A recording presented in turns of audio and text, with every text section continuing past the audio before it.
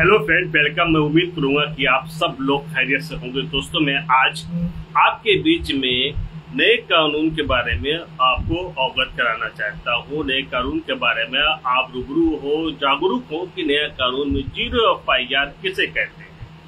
अब zero FIR आपको बहुत ज्यादा सुनाई दे रहा है कि जीरो FIR किससे कहते हैं। जीरो FIR का मतलब ये है कि जहां कोई घटना घटित हुआ हो वो कॉग्निजेबल ऑफेंस यानी संज्ञेय अपराध जो है, वो संज्ञेय अपराध जो है 2 या 2 वर्ष से अधिक के जो अपराध होते हैं वो संज्ञेय अपराध होते हैं। और संज्ञेय अपराध को कहा जाता है इंग्लिश में कॉग्निजेबल ऑफेंस, और साधारण सी भाषाओं में कहा जाए कि तो गंभीरतम अपराध।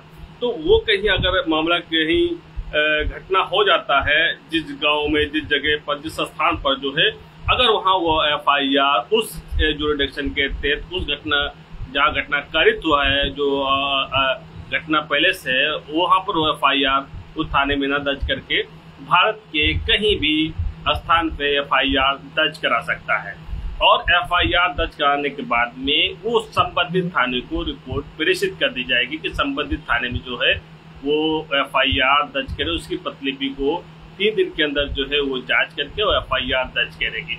अब नए कानून में ये है कि एक होता है कि प्रारंभिक जांच का एक सब्जेक्ट है कि प्रारंभिक जांच कैसे होनी चाहिए। तो उसमें आपको ये बताना चाहता हूँ कि प्रारंभिक जांच के बारे में कोई ऐसा जो अपराध होता है, उस अपराध में केवल 3 साल से लेकर 7 साल तक बीच का अगर कोई अपराध होता है तो उसमें ये लगता है कि प्रारंभिक जांच करें। और प्रारंभिक जांच करने के बाद में जो है 15 दिन के अंदर जो है रिपोर्ट को प्रेषित करना होता है। अगर उस पे एविडेंस के लिए और कुछ महत्वपूर्ण रिकॉर्ड है तो उसे जो है इन्वेस्टिगेशन ऑफिसर कुछ समय बढ़ा सकता है। तो जीरो FIR आपके सारे प्रोसीजर को बताता है कि जीरो FIR किसे कहते हैं। और उसके बाद में जो है ललिता कुमारी स्टेट ऑफ उत्तर प्रदेश के केस में कहा गया है कि FIR लॉन्च करना मैंडेटरी है। लेकिन ये नया BNS है, उस BNS में जो है FIR तो लिखा जाएगा, लेकिन FIR की मूड भी बताए गए हैं। FIR भी कहा गया है। मौखिक FIR यानी जुबान से बोली गई भी FIR दर्ज हो सकती है। जो व्यक्ति पढ़ा लिखा नहीं हो वो संबंधित थाने में जो है अपनी जुबानी भाषा से कहकर जो है संबंधित थाने का जो कांस्टेबल जो अपॉइंट होता है वो FIR दर्ज करेगा और वो उसे FIR का जो सारांश है वो पढ़कर बताएगा।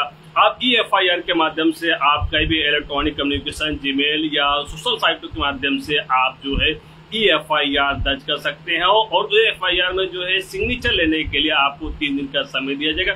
3 दिन में आप जाकर संबंधित थाने में आप सिग्नेचर कर सकते हैं। तो दोस्तों, FIR की जो प्रक्रिया है नई संहिता में भारतीय नागरिक सुरक्षा 2023 की धारा 173 में ये प्रोवाइड किया गया है। और इसके पूर्व में आप देखेंगे तो दंड प्रक्रिया संहिता 1973 की धारा 154 154 में ये प्रावधान किया गया है। इसी के क्रम में मैं आप लोगों को नए नए कानून के विषय में जागरूकता करूंगा। आप जो है आप हमारे साथ बने रहे। Thank you. जय हिंद, जय भारत।